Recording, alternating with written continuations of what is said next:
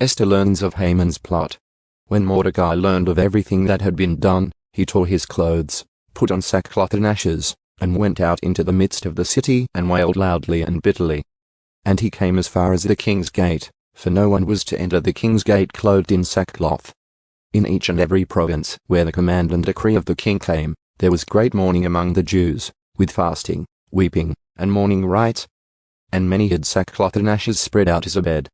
Then Esther's attendants and her eunuchs came and informed her, and the queen was seized by great fear.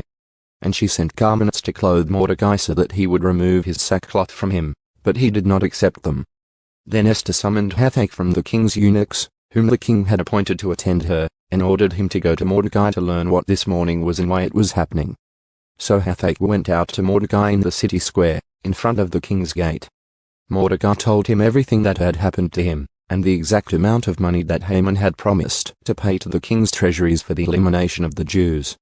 He also gave him a copy of the text of the edict which has been issued in Susa for their annihilation, so that he might show Esther and inform her, and to order her to go into the king to implore his favor and plead with him for her people. So Hathach came back and reported Mordecai's words to Esther. Then Esther spoke to Hathach and ordered him to reply to Mordecai.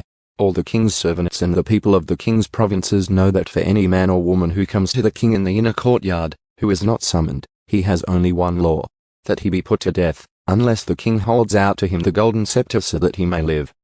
And I have not been summoned to come to the king for these 30 days. And they reported Esther's words to Mordecai. Then Mordecai told them to reply to Esther, "Do not imagine that you in the king's palace can escape any more than all the other Jews.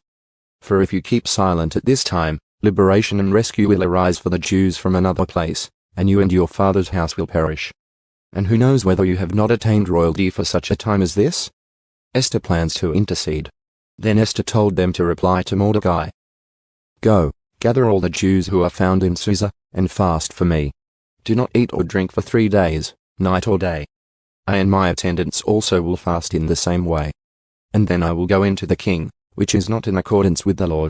And if I perish, I perish." So Mordecai went away and did just as Esther had commanded him.